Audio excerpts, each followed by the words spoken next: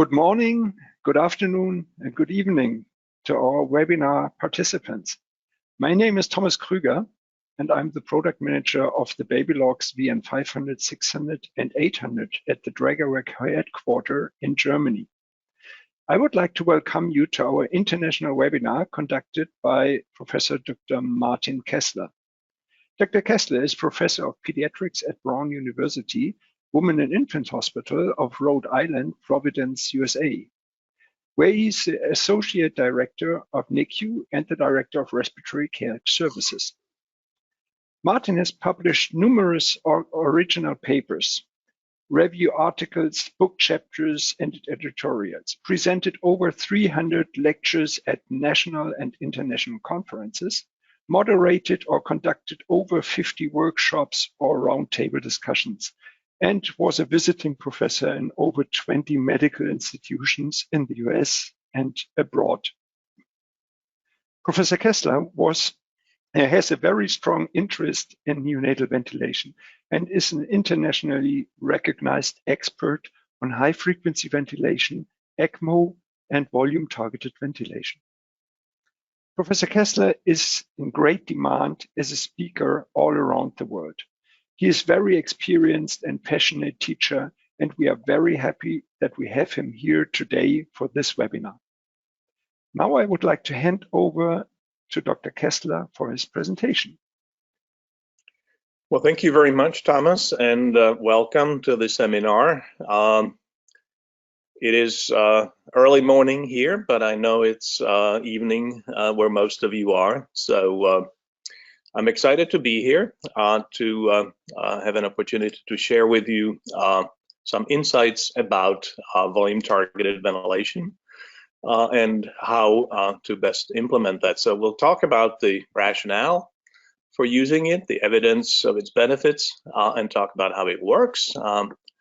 We'll mention the importance of distributing that tidal volume evenly into an open lung and talk about some specific guidelines.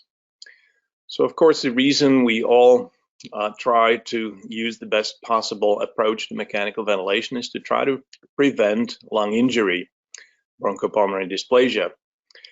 And while ventilation is important, I want to make the point with this complicated slide that there are many other factors that influence the eventual pulmonary outcome.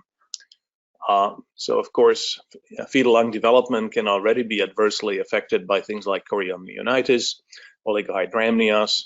Events around the time of delivery are critical, and this is a different lecture to talk about delivery room management and resuscitation, but that can greatly influence eventual outcome. And then there are all the factors above the line here in orange that we know have an impact on postnatal growth and development, and there's some things we can do to improve. But the point here is that development of BPD is very multifactorial, and that we need to do everything correctly in order to optimize outcome. Mechanical ventilation certainly is an important one, and that will be the focus of today's lecture. So, of course, we're increasingly using non-invasive respiratory support because that's the best way of avoiding ventilator-associated lung injury. But many of our most immature infants, in fact, of course, do require mechanical ventilation. And so we'll talk about how to do that with the minimum of adverse consequences. So we'll start by talking about why volume-targeted ventilation, volume guarantee is the way to go. I'll show you some evidence that volume trauma rather than barotrauma is what we should be worried about. I think you all have the experience that it's very easy to inadvertently overventilate an infant. And we know that hypocapnia is bad for the brain and it's bad for the lungs. And we'll talk about the distinction between volume-controlled ventilation and volume-targeted ventilation, as in volume guarantee. So these data have been around for many years and largely ignored, but what this shows is an experiment using small animals that were exposed to progressively higher inflation pressures. And in one group in the open bars, the lungs were free to expand. And in the group with the closed bars, there was a tight plaster cast around the chest and abdomen, restricting chest wall excursion and therefore limiting tidal volume to a normal value. And They looked at capillary infiltration coefficient as a measure of acute lung injury. And what they showed was that at 15 centimeters of inflation pressure, there wasn't any impact on acute lung injury. It's essentially, acute edema. At 30 centimeters, though, there was already evidence of acute lung injury after even a short period of ventilation, but no change where the lungs were constrained from reaching excessive volume. It's not surprising that in these animals with normal lung compliance, inflation pressure of 45 centimeters resulted in a very large increase in lung edema.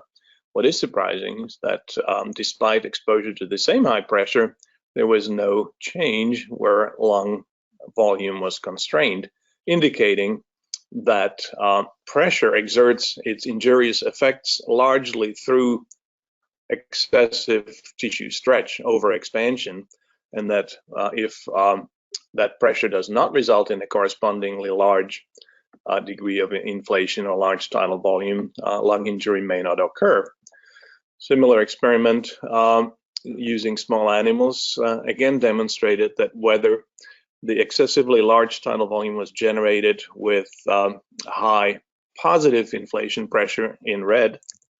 Oops, my mouse advances inadvertently. Excessive large tidal volume positive pressure in red, or negative extrathoracic pressure in yellow, there was again evidence of a great deal of acute lung injury measured again as lung water and protein leak. Whereas same high inflation pressure, but again chest wall restriction with a tight elastic bandage resulted in much less lung injury. So pressure was removed from the equation with the negative extrathoracic pressure, suggesting that it is indeed excessive tissue stretch, not pressure, that results in acute lung injury. So we have had a number of studies, a number of meta-analyses that have compared pressure-controlled to volume-targeted ventilation. The most recent one, 2017, that shows clear benefits to volume-targeted ventilation. The combined outcome did not quite reach statistical significance because the confidence intervals crossed 1, but the point estimate suggested a significant reduction in this combined outcome of death of BPD. All the subsequent ones, however, are significant. BPD by the traditional definition was reduced by 27%. With confidence intervals shown here, and a number needed to treat, a benefit of only 8, which is a remarkably low number. Severe intraventricular hemorrhage was reduced by half, so was the combined outcome of periventricular leukomalacia or severe intraventricular hemorrhage. Again, confidence intervals don't cross 1, so it's a significant difference. A number needed to treat shown here. Pneumothorax was reduced by half. Hypocapnia was reduced by half. And the duration of mechanical ventilation was reduced also by more than a day. So these are pretty dramatic benefits, and one would therefore expect that we should all be using volume-targeted ventilation. Sadly, that's not quite the case, although in many parts of the world it has occurred. In the United States, where I work, it's still not as widely embraced as available evidence would suggest that it should be. All right, so let's talk a little bit about the basic physiology and basically how volume versus pressure control as a primary variable works. So if we look at volume as the primary control variable, and this is typically how adults and pediatric patients are ventilated. Volume is the independent variable. Volume is what you set. And this is a classic pressure volume loop, pressure on the horizontal axis, volume here. And so what happens when compliance increases? So here's the loop with the lungs that are quite stiff, so relatively low tidal volume and a lot of pressure. When compliance increases, it'll simply take less pressure to deliver that same tidal volume, because volume is what is fixed. Okay, so pressure goes down, tidal volume stays the same. In contrast, when pressure is the primary control variable, again, here's our pressure volume loop, pressure, volume. When compliance increases, the pressure now is fixed here. So what will happen, of course, is that volume goes up. Now, that may be a good thing if the lungs were stiff and tidal volume was inadequate, but if we selected an inflation pressure that was appropriate to deliver a normal tidal volume and then compliance improves, we could now have excessively large tidal volume with lung injury and hyperventilation. So this is, of course, potentially dangerous. So why don't we all use the traditional volume controlled ventilation that is used in the adult world? And the problem here is that what volume controlled ventilation of the traditional sort controls is the tidal volume that is delivered into the proximal end of the ventilator circuit over here. And of course, there is going to always be some loss of volume to compression within the circuit and humidifier, and there's going to be some stretching of the elastic circuit. That's not a problem if you have a large patient. It's not a problem when you have lungs that are many times larger than the circuit. But in a tiny premature baby, where the lungs are actually smaller than the compressible volume of the circuit and humidifier, much of that tidal volume delivered here will be dissipated within the circuit. And on top of that, we have the issue of uncuffed endotracheal tubes with a variable leak around that endotracheal tube, leading to additional and variable loss of volume. So while we tried this back in the 1980s, when I was starting my work, it turned out not to be very practical.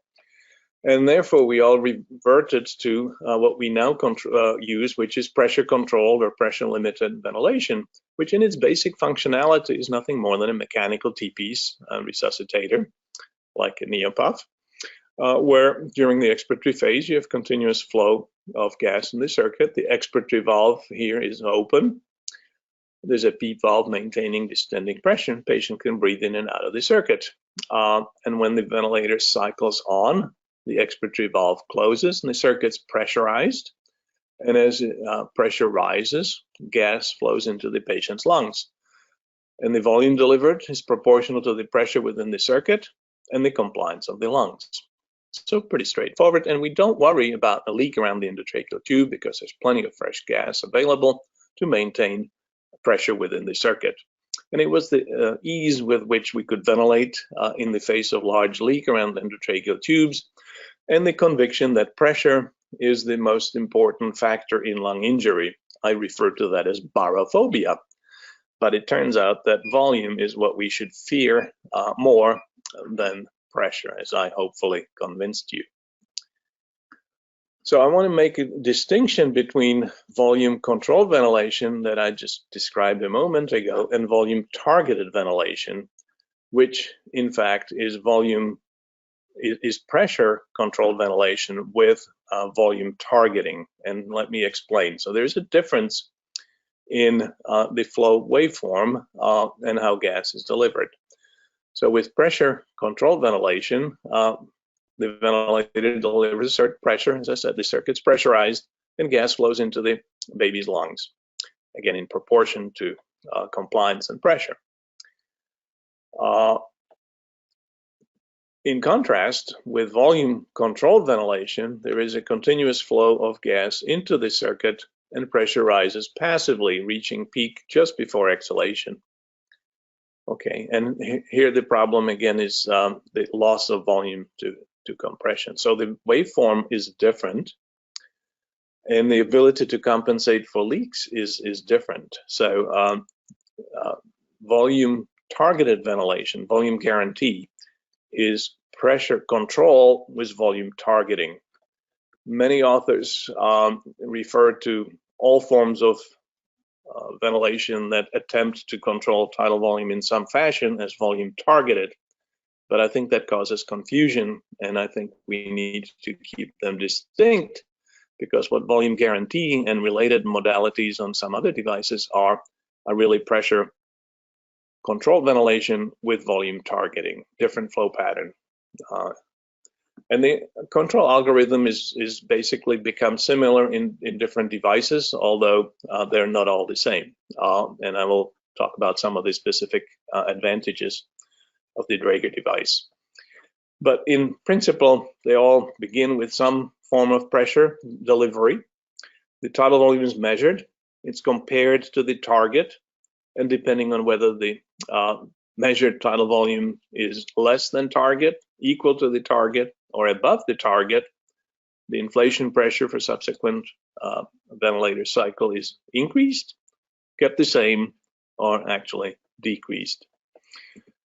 And so that's a fairly straightforward algorithm. It does not make large adjustments from one inflation to the next, but it gets the job done very nicely, and there's been lots of evidence for that.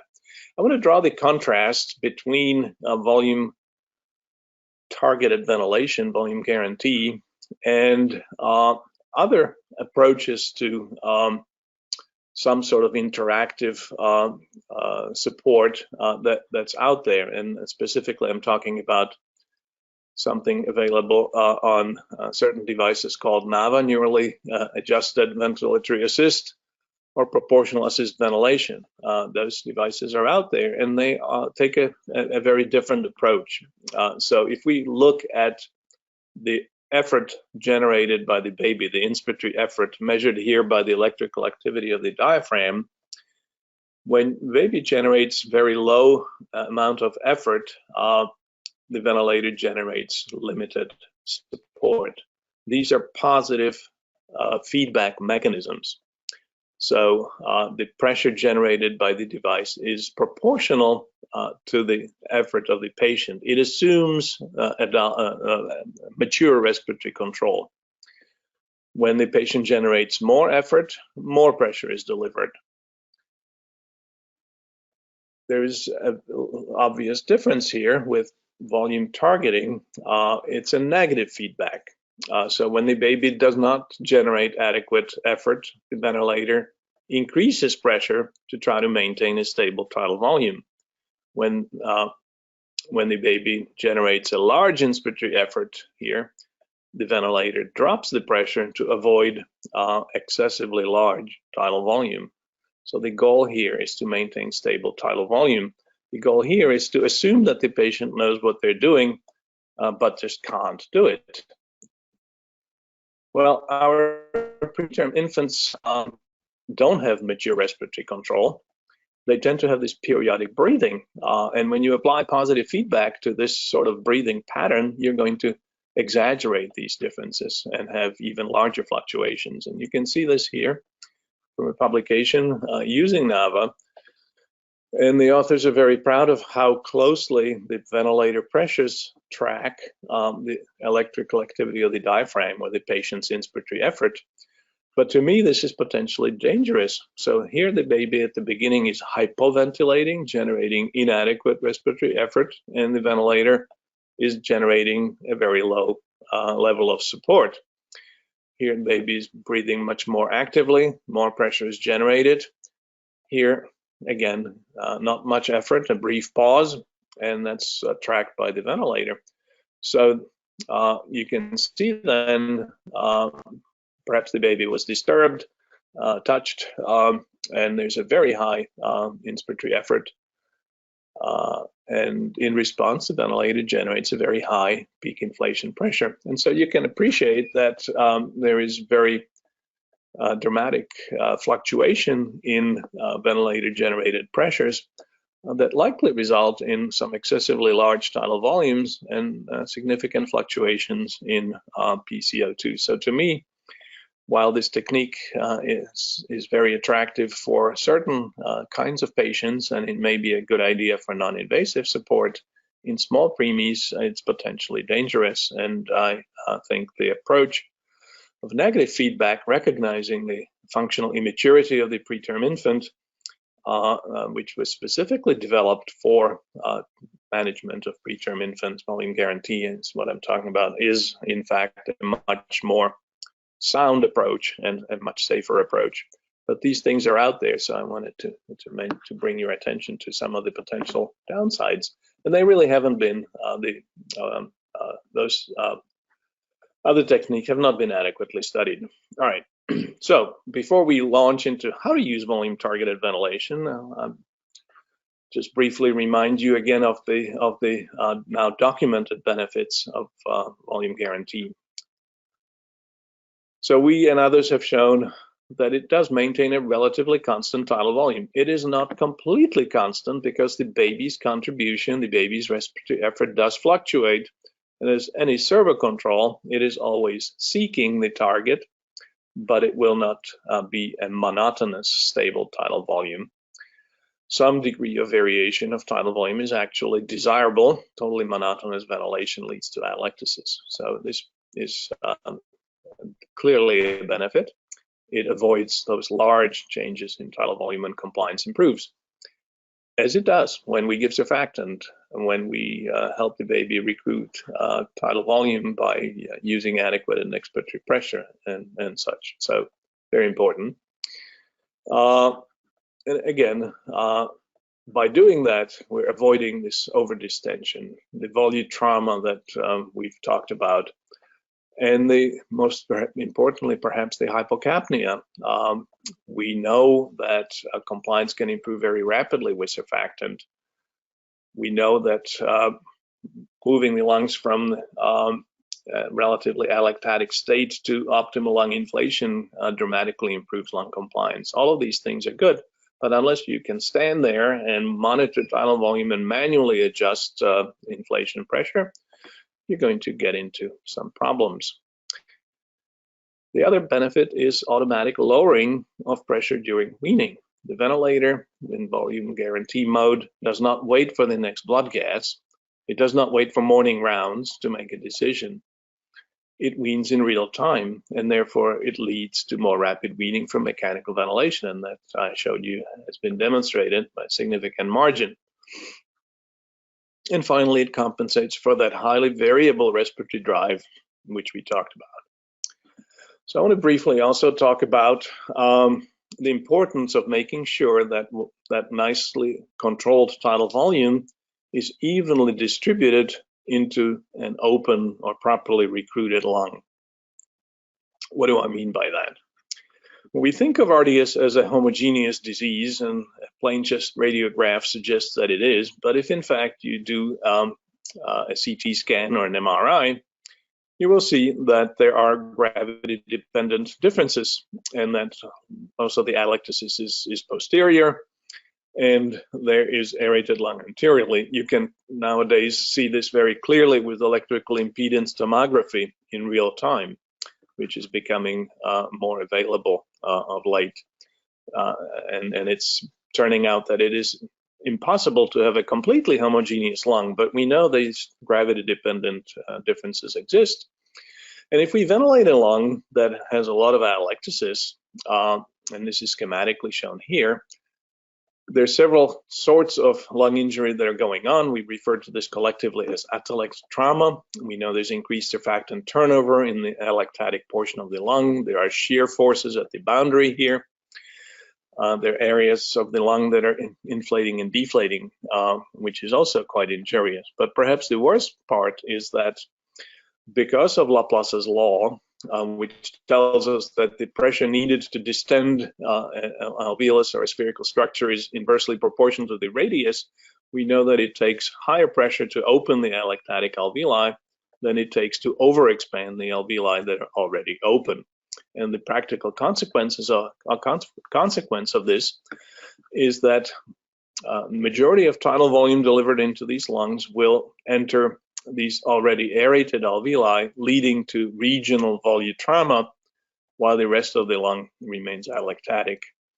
And this has actually been documented in experimental studies now a number of years ago, where they've demonstrated that when you apply relatively large tidal volumes, we'll focus on the solid bars here, there was a lot more injury measured here by histologic score in the non-dependent regions, that is the anterior apical, already inflated portion of the lung. Similar looking composite lung injury score, histologic. Also looking at a variety of markers of lung injury, cytokines, for example. Again, the non-dependent regions of the lung showed the greatest degree of injury. So this regional volutrauma in the non-dependent regions is a real thing. So it's important not only to regulate tidal volume to a normal physiologic value, but to make sure that the lung is properly inflated and that the tidal volume is distributed evenly. And so some sort of an alveolar recruiting maneuver is needed. This is sort of schematically demonstrated here, moving from left to right.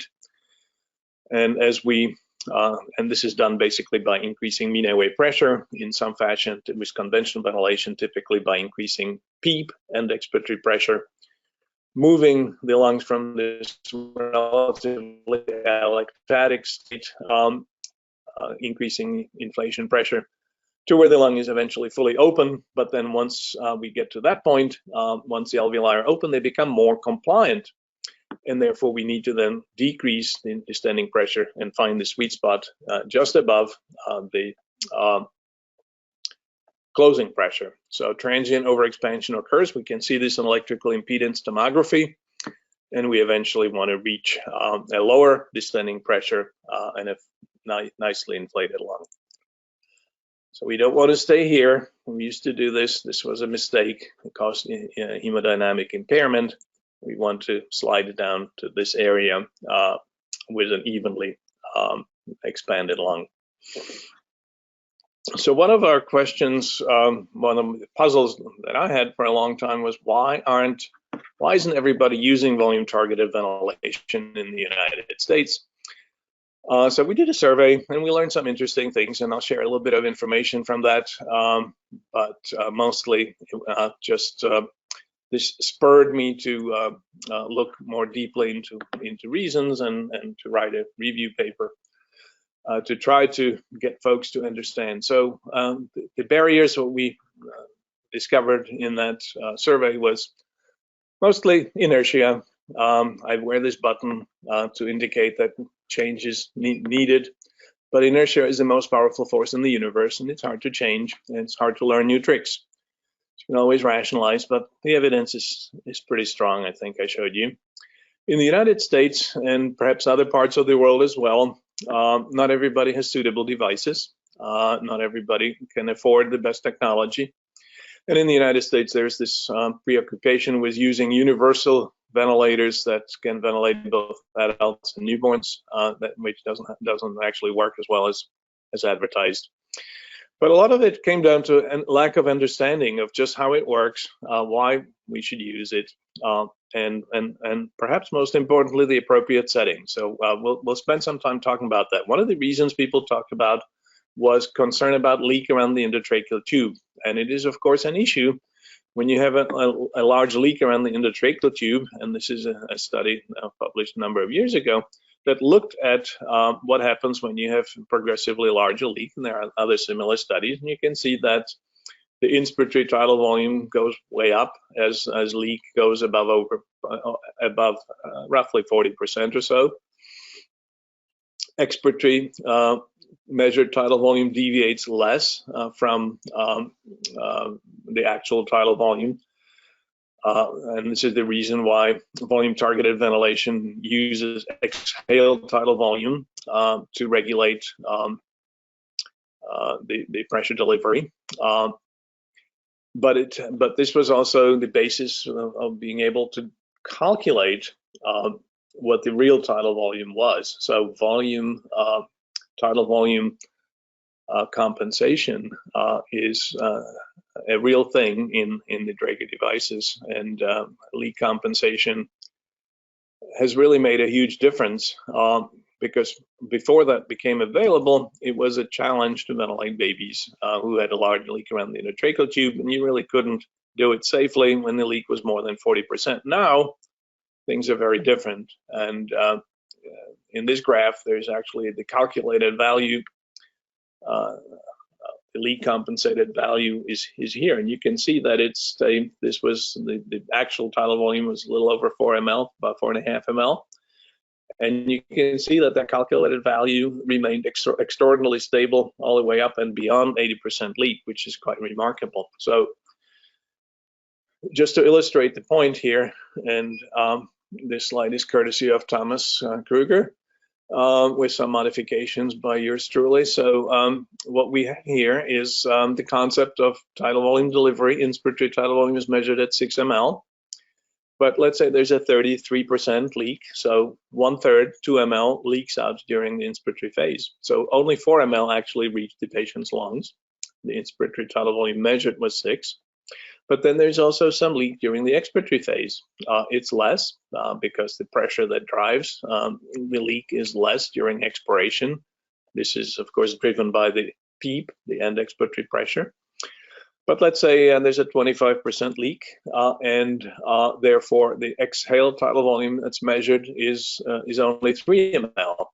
Well, it's a 25% difference. So if you didn't have automated leak compensation, the ventilator would be chasing this number and increasing the pressure and potentially overventilating the patient. But with leak compensation, you can actually know that the lung tidal volume was 4 ml, and you can use that value. So here is another way of looking at things. So when you do not employ leak compensation, it is off here. You can see there is a very large leak in this example, about 2/3. And so the exhale tidal volume that's measured is 3.6 ml in this example. And so the per kilo tidal volume in this example is 2.4 ml. You can see the large leak. The tidal volume does not return to 0. You can see the leak here in the flow waveform. So the tidal volume that the ventilator displays and uses for regulation of inflation pressure is the exhale tidal volume. Okay. Now, that's a problem, right? Because this is not real. We're relying on this exhale tidal volume that is affected by this very large leak. So when you turn on leak compensation, and that's something that you have the choice of doing, but I would strongly recommend that you use it. And this is the reason. In fact, the calculated tidal volume is 6.8 ml. The calculated tidal volume per kilo is 4.6, which is, where you might want it for a typical preterm infant. 2.4 would be completely inadequate, but that's not real. 4.6 per kilo is the real tidal volume that this baby was being ventilated with. So you have two values displayed here. This is the exhale tidal volume that's measured. This is the tidal volume that's in fact calculated, and that is the correct tidal volume and a minute ventilation. Okay, so this is really awesome because we no longer have to worry about significant leak around the endotracheal tube, and up to 70% or perhaps even a bit more leakage, you can still effectively use volume targeted ventilation, which I think is a game changer. Right, so let's spend the rest of the time talking about some of the practical aspects of how we should do this, when we should do this, and what the appropriate settings are for different kinds of babies, because it turns out that one size does not fit all. And that's the most common mistake, is that people read somewhere that 5 per kilo is the right tidal volume. And in fact, that's what the survey that we did revealed, that most people, regardless of the clinical scenario, were using tidal volume of 5 per kilo. And that's good for some babies, but not all babies. All right, so when should we start? When should we use volume guarantee? I argue that we should start it immediately upon initiation of ventilation, because that's when compliance changes most rapidly. We're giving surfactant, we're recruiting lung volume, the baby's clearing lung fluid, compliance is changing. So we now have enough data to know that we can just go ahead and start right off the bat. We can set the appropriate tidal volume, and that depends on the kind of patient that you are treating. If it's a typical preterm infant, 800 grams, 1,000 grams, first few days of life, acute phase of RDS, some sort of homogeneous lung disease, somewhere around 4 to 5 ml per kilo works well. A little bit less for the larger babies, a little bit more for the smaller babies, because it turns out that the smaller the baby, the larger the tidal volume needs to be, and I'll explain why in a moment. I'll show you the data. But for really small babies, perhaps less than 6, maybe 700 grams, 5 to 6 ml per kilo may be the right initial tidal volume. These are all averages. Babies with meconium aspiration syndrome and air trapping, or older babies with chronic lung disease, need a larger tidal volume. Babies with severe established BPD need a much larger tidal volume. And these are, again, the exhaled tidal volumes measured at the airway opening. So please be aware that these values I'm talking about are tidal volumes measured at the airway opening. Some devices that are still in use measure tidal volume back at the ventilator, and those grossly exaggerate the actual tidal volume. So these were derived from using baby log ventilators, measured tidal volume at the airway opening. Then we need to set the pressure limit. The device will adjust pressure up and down up to a limit that you set. That limit needs to be close enough to the actual pressure to give you an alarm if conditions have changed and the ventilator is not able to reach the tidal volume that you have asked for at the pressure limit that you selected. All right. So again, since volume is the primary control variable, the pressure needs to be able to float up and down. We know that on average, the pressure generated by the ventilator will be the same or lower than with volume with pressure controlled ventilation.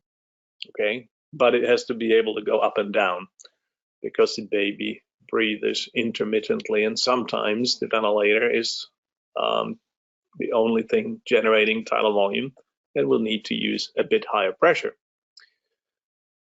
Your other option is if you started on pressure controlled ventilation and you now want to change to volume guarantee, you can, and if the baby's support was appropriate and the PCO2 was where you wanted it, you can observe what the tidal volume actually is with your pressure controlled ventilation and use that tidal volume as your target, and then increase your pressure limit again by about 25% to allow the ventilator to make those adjustments up and down. Again, on average, it'll be lower, but it has to be able to go up and down.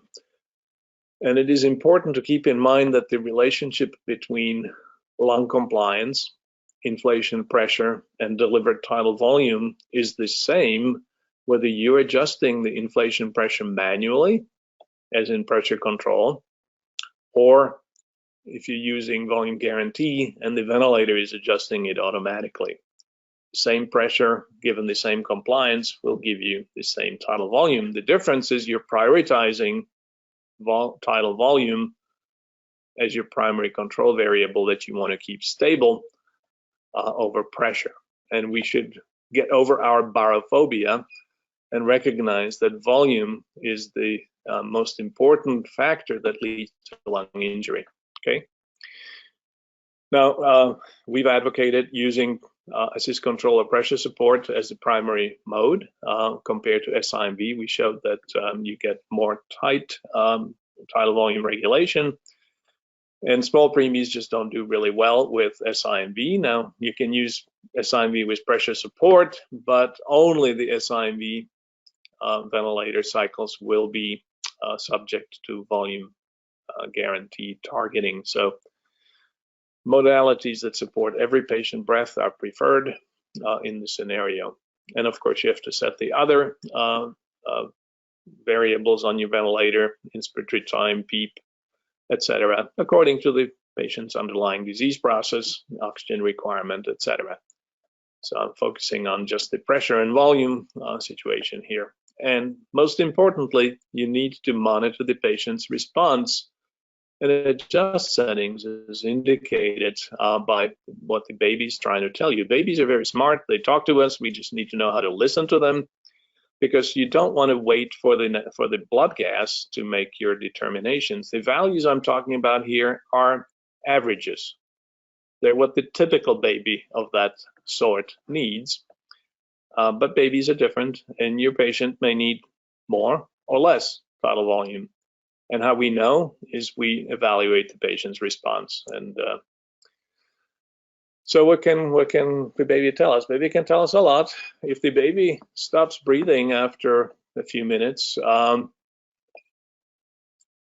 suggests that we've probably taken away their respiratory drive because we've overventilated the baby. If that happens, you probably don't want to wait for blood gas to tell you that the pH is above 7.4. You should probably reevaluate the tidal volume and maybe drop it. If the baby becomes tachypnic and is retracting, that suggests that our support is inadequate, perhaps needs bigger tidal volume. With volume guarantee, you will also see if the tidal volume is too low, that the baby is bringing down the pressure that the ventilator is generating. And this you will see, and I'll get back to that issue shortly. Baby's oxygen requirement is going up. It suggests that the descending pressure is inadequate, and we're developing some atelectasis. And my favorite, the baby is fighting the ventilator. The blood gas is bad because the baby is fighting the ventilator. Actually, it's the other way around typically. The baby is quote unquote fighting the ventilator when gas exchange is inadequate. Baby, this really air hunger, a sign of inadequate support, perhaps obstructed the tracheal tube. It's maybe up against the wall of the trachea. The baby is struggling to breathe. Giving sedation is not the answer. Optimizing the ventilator settings is the answer. And so you need to re-examine what you did. You need to look at the ventilator waveforms and make some adjustments. And in reality, when we optimize ventilator settings, babies rarely require sedation. And we know that giving narcotic analgesics actually was counterproductive. It extended the duration of mechanical ventilation. It had consequences on the GI tract and some feeding issues. So optimize the ventilator, don't sedate.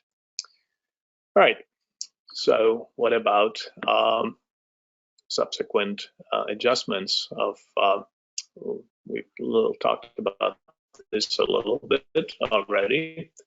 So you pick your first settings, you look at the baby, baby is trying to tell you something.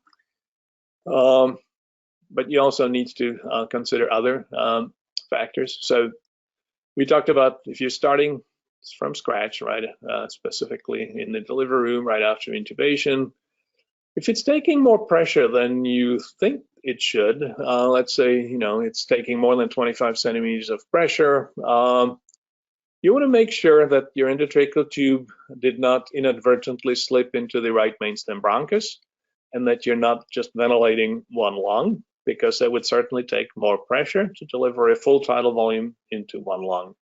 So in very tiny babies, it can happen easily, right? The endotracheal tube was good, but then maybe the chin is now down, the tube slipped in, and it's taking a lot of pressure. This is where having an alarm limit, the pressure limit, relatively close to where things should be, will alert you if something has changed. It could be that the lungs are just not adequately recruited, that you need to do some sort of alveolar recruitment maneuver to improve lung compliance. It could be that you picked a tidal volume that's maybe just too much for this particular baby, and that's why it's taking a lot of pressure, because you're exceeding the physiologic tidal volumes. So this is a consideration when you're starting up. Once you have reached some degree of stability, you might be getting a blood gas. If necessary, if you need to go up or down, typical magnitude of change somewhere between 0.3, typically more closer to 0.5 ml per kilo, depends on how far from your desired target of PCO2 you are. So relatively small increments usually are sufficient. Keep in mind that it is pH, not PCO2. That's the primary driver of respiratory control. So while most of the literature focuses on PCO2 and most clinicians focus on PCO2, please look at the pH. If the pH is 7.32, but the PCO2 is 35, do not lower the target tidal volume necessarily, because the baby is reacting to their pH. So beware of that infant with metabolic acidosis. It is the pH. And what happens often is that people only look at the PCO2, decide that it is too low, lower the target tidal volume, and now the baby is just not getting adequate support. Because babies hate to be acidotic. Permissive hypercapnia is something that doctors like, babies not so much.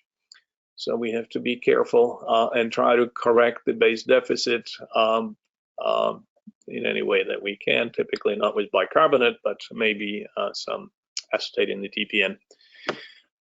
So you don't want to, again, keep the pressure limit way too high, because you want that feedback mechanism where if something changes, the alarm will remind you that you need to come to the bedside and reassess the patient. And again, always pay attention to the baby, the oxygen requirement, and the working pressure. If it's very low and the baby is working hard, that means the tidal volume is too low. Even if your blood gas is okay, the baby may need a larger tidal volume to be adequately supported and not be getting exhausted. And of course, what matters is not the pressure limit. So for purposes of charting, you want to refer to the working pressure, the actual pressure that's being used. All right, so let me just show you very quickly some of the data on which the recommendations are based. So a number of years ago, we looked at a bunch of very small babies. And when the PCO2 was in a normal range, we recorded what the tidal volume was. And what this shows is the extremely low birth weight infant, around 800 grams. The tidal volumes were around 4.5, 5 ml, typically where we start them. But in the really small babies, the ones I call ridiculously low birth weight infants, around 400 grams, these were mostly growth restricted babies. They needed a bigger tidal volume. And this is a function of the dead space of the flow sensor. The baby weighs 800 grams. The dead space is 0.8 to 1 ml, depending on which flow sensor you use. And that stays the same. If the baby's lungs are half the size and the flow sensor is the same size, you need some compensation. So a little bit bigger tidal volume for that reason. We looked at babies with meconium aspiration syndrome and air trapping. And what we found, again, looking at the same thing, when CO2 was normal, what was the tidal volume, is that control babies with homogeneous lung disease needed a tidal volume a little bit less than 5 per kilo. But the meconium aspiration babies with a lot of air trapping needed a tidal volume of more than 6 ml, highly significant differences. And they were also more tachypnic, so their minute ventilation was dramatically higher, yet their PCO2 was virtually identical. What this tells us is that it is wasted ventilation, increased alveolar dead space. So the disease process matters. And so these babies need a bigger tidal volume, and if you don't give it to them, they will not be adequately supported. And then there's also the progression of tidal volume over time, again, starting with those less than 800 gram babies who remained on mechanical ventilation for an extended period of time. you can see that even though we progressively allowed some permissive hypercapnia, as they were able to compensate better, the PCO2 rising to the mid-50s, it was taking progressively larger tidal volume, on average about 6 ml per kilo, but a larger standard deviation telling us that some needed quite a bit more. So, you know, we say 6 ml per kilo, but that's average. Some babies might need 7 or 7.5. Some babies might be okay with 5. Depends on the degree of alveolar dead space again, because these babies do begin to develop some air trapping and overexpansion. But it's important to keep in mind that what we don't see on the ventilator interface is the patient's spontaneous effort. And this is just an example of one set of curves. So this is the standard pressure, flow, and volume curves. I drew in red here the baby's spontaneous effort because it's additive to what the ventilator is doing. The ventilator pushes, the baby pulls air into their lungs. The patient's contribution is variable, sometimes absent. So this is why tidal volume will fluctuate a bit, but we don't see this on the ventilator waveform. But what happens if the tidal volume that we set is less than what the baby wants based on their respiratory drive? We might see this. This baby is not receiving any significant pressure from the ventilator, but yet is generating a big tidal volume, right? And what this scenario shows us, the ventilator is doing exactly what it's programmed to do. When you have tidal volume that's more when the baby generates tidal volume that's more than the set value, the pressure comes down, down, down until the ventilator is generating virtually no pressure. If the baby is tachypnic and retracting, baby needs bigger tidal volume. If the baby is comfortable, then we should probably extubate. And finally, weaning. So weaning occurs automatically. If we set the tidal volume appropriately, lower end of normal, this will occur by itself. Do not lower the tidal volume further unless the pH is alkalotic. Of course, if the pH is above 7.36 or so, the baby may not have a respiratory drive. So we want to make an adjustment. But if you set the tidal volume too low, the baby will again breathe above the set tidal volume, and you'll see that scenario I showed you on the previous slide. And then when the settings are low enough and the baby's comfortable, baby should be able to be extubated. So just to summarize, volume, not pressure, causes lung injury primarily.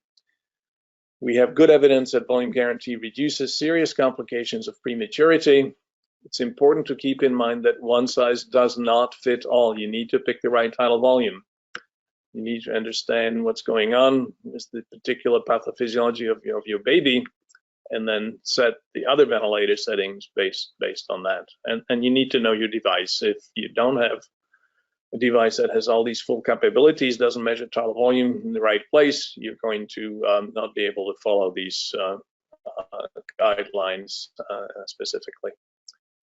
So that's all I have. Thank you very much. And I believe we have a few minutes for questions. I apologize, I went a little bit over my allotted time. So Thomas, take over. Thank you very much, Martin, for your presentation. This was very interesting. Even if you have used a little bit more time, so we have just a few minutes remaining for questions, but however, we would start immediately. So please put in your questions, if you haven't done this already, put your questions into the questions section of your tool on the right-hand side of your screen. But we have already 3 questions what I would like to read for you, Martin. The first one, Professor Keszler, do you think that the term volume guarantee is a misnomer or misleading when that then what the servo control does is to track and smooth and modify the volume delivered, but by no means guarantee it? Well, it's a fair point, and I used to say that regularly. In fact, some of my slides I had the guarantee in quotation marks, because indeed it does fluctuate. It is guaranteed if the patient is paralyzed, you will get exactly what you said. It is the baby's intermittent and variable spontaneous effort that always perturbs the equilibrium, and the tidal volume will fluctuate a bit around the target, but it certainly is much more stable, and it works. But it's a name that's stuck. It's a name that that people have started to apply in a generic way to other modes of volume targeted ventilation. So I'm afraid we're stuck with it, but your point's well taken. Second question is, hi, when we switch on leak compensation feature, does machine provide leaked amount to the baby as tidal volume, as VT, or the value shows as VT is only a calculated amount, which suggests us that this amount should go to the baby? So with the leak compensation, the device simply calculates the true tidal volume that entered the patient's lungs. So what you see is what you get, and the important thing is that the pressure is regulated to maintain that correct tidal volume, as opposed to the tidal volume that's misleading and potentially underestimating the real tidal volume. So it doesn't add anything. It simply uses the algorithm to derive an accurate estimate of the true tidal volume that entered the patient's lungs. It's something you always should use, because that is incredibly accurate, and it allows you to ventilate babies with a large leak safely. Thank you, Martin. There's a second question, which is more or less about the same topic. The question is, what do we look for, VTI or VTE or VT on screen to monitor whether volume delivery is proper or not? So when you have volume, when you have leak compensation on, you should use the VTE. I'm sorry, the VT, which is the calculated value. The VTE is the actual measured value that is typically significantly underestimating the tidal volume that actually entered the patient's lungs. So you should configure your screen pretty much. I'm just interested in the calculated tidal volume and the tidal volume per kilo, which is again based on the calculated value. So the leak, the device tells you the proportion of leak, so you don't need necessarily to see the inspired tidal volume and the expired tidal volume separately. But it's, everybody has their own preferences, what you look at, but the VT is the derived accurate estimate of tidal volume. Yeah, thank you. Another question is, can you repeat why smaller babies have a higher tidal volume? Yeah, a lot of folks are confused by that, and the tendency was, oh, it's a tiny baby, so we want to be gentle, so we use a low tidal volume, and actually that doesn't work. So it is the dead space of the flow sensor, right? So there's always some of the gas that you push into the circuit that never reaches the baby's lungs, right? Because there is some dead space of the large airways, the endotracheal tube, and now you add a flow sensor to it. So when a baby weighs a kilo and has a tidal volume of 5 ml, let's say, the proportion accounted for by the flow sensor may be 0.8 ml, but the baby is half that size. The baby is only 500 grams. That flow sensor is still 0.8 ml, so it's proportionately larger. That dead space takes more of the tidal volume, so less gas, less fresh gas reaches the alveoli, if the baby had alveoli, terminal air exchanging units. And so you have to compensate in order to achieve adequate alveolar ventilation. It's a relatively small degree of compensation, because it turns out that there is some admixture of fresh gas and dead space gas. So it's only about 1 ml per kilo more for the really small baby to compensate for that flow sensor dead space. But tidal volume measurement and regulation are important, and taking out the flow sensor, as some people used to do, is counterproductive. Actually, we did this study to convince people that that's a wrong thing to do. Thank you, Martin. There's another question. Does the volume guarantee calculation happen breath to breath, or does it get averaged over a few breaths?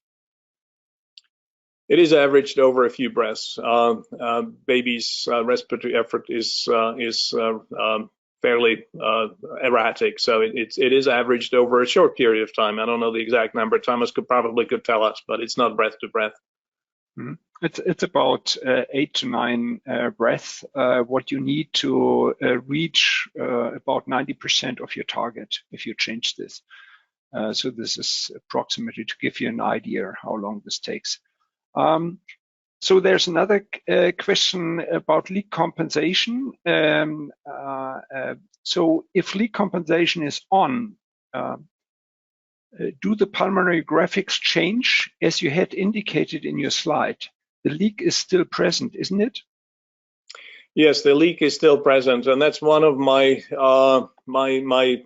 pet peeves is the leak. The graphics use the calculated values, so you don't see the leak on the graphics as you would. I would love to have the option of displaying the graphics as they are, because it's well, that's just habit. But but you can see from across the room that the baby has a large leak. So the graphics are modified. You do not see the leak. You have the leak indicated by the % leak, but the graphics look as though there were no leak because it's using the calculated value. Thank you, Martin. That is an important point everybody needs to know, because otherwise there's a misinterpretation possibly of the leak situation. Yeah. Next question. One common problem is a small newborn that fall into the ET CPAP as you shown during lecture. Residents argue that keeping that is harmful, so they switch off tidal volume or volume guarantee, which on my view is counterproductive. Can you clarify us? Yes, you are correct. It is counterproductive. So if the baby is, as I showed in that slide, essentially on endotracheal tube CPAP, what this tells us is that the baby is spontaneously generating a larger tidal volume than what is set. So the decision that needs to be made is, does this baby actually need to be intubated and mechanically ventilated? And if so, then the baby needs more support. So it's a clinical assessment, right? Is the baby tachypnic? Is he or she retracting? Is the oxygen requirement rising? If that's the case, then obviously the baby needs more support, so it needs a bigger tidal volume. If the baby, on the other hand, is quite comfortable, the FiO2 is 24%, and the baby is not particularly distressed, we should extubate. But turning off the volume guarantee will simply, it'll fix the problem in a way, but it means that the baby's going to have to work harder. So volume guarantee, some people tell me it didn't work for this baby or that baby. What it really means is we didn't know how to make it work, because it works essentially always. You just need to understand the interaction between the baby and the ventilator, and how what information you can derive from the waveforms and looking at the baby. So in this scenario, it's one of two things. Either the baby really doesn't need to be ventilated anymore, so extubate, or the baby needs more support. Thank you. There are a number of more questions. I think we have to close in a few minutes. But nevertheless, here's one more. Immediately after surfactant delivery, due to surfactant lying in the bigger airways, it is safe to use volume guarantee, or should we switch on to volume guarantee only after a few minutes? So that's a controversial issue. There are some obvious advantages for actually using volume guarantee around the time of surfactant administration, because compliance can change fairly rapidly. On the other hand, if there is a complete obstruction of the endotracheal tube with surfactant, as a safety measure, the ventilator will drop the pressure. If it senses complete obstruction, it will not continue to escalate the inflation pressure, because that potentially would be dangerous once the obstruction is relieved. So it's programmed, perhaps the endotracheal tube is kinked or the tubing is kinked, and there's no tidal volume at all. That's not a common scenario, but it's been described. So for that reason, some people say we're not going to use volume guarantee right around the surfactant administration time. On the other hand, we know that surfactant administration does cause some transient small airway obstruction, and you need to generate more pressure to force the surfactant through very transiently. So having the ventilator automatically increase and then rapidly decrease the inflation pressure seems like a good idea. It's a study I've always wanted to do, but never quite got around to doing, comparing using volume guarantee or not using volume guarantee during surfactant administration. Somebody out there, please do it. Thank you. As a last question, I have here one, which is possibly a little bit of marketing for Dräger. Hi, Dr. Keszler. May I know which ventilator models have the ability to correct the tidal volume to compensate for the leak? So it's the VN500, 600, and 800 that have that capability. The Babylog 8000 Plus has leak adaptation, meaning that it takes care of issues of auto triggering and breath termination, but did not have the leak compensation feature, which has made a huge difference. With the Babylog 8000 Plus, you do not have that availability. With the other ventilator, there are other manufacturers that really don't have this sort of technology, which is really, to me, a real game changer. I don't own any Dräger stock, but it's a device that is superior to others. That's why I use it. That's why I talk about it. With these words, I would like to close the session for today. Martin, thank you very much. We spoke and discussed with you that we have some more questions, not too many, but there are still some left to answer. And so, Martin, you said that you would spend a little bit more time later today or tomorrow to type in the answers, so we can send around the answers to the remaining questions later within the next days. Thank you very much for logging into our webinar, and thank you, Dr. Keszler, again for conducting this webinar with us. The webinar recording will be available on our website in the next days. You will receive an email from us with a link to our online neonatal ventilation platform, where we offer educational content and where we also inform you about upcoming events like this webinar today. And in fact, we have next week, we have a webinar with Professor Vento about high frequency oscillation. So you can also find this on our webpage. We would be also happy if we receive your feedback for today's webinar. And with these words, I would like to say goodbye and have a nice day. Thank you.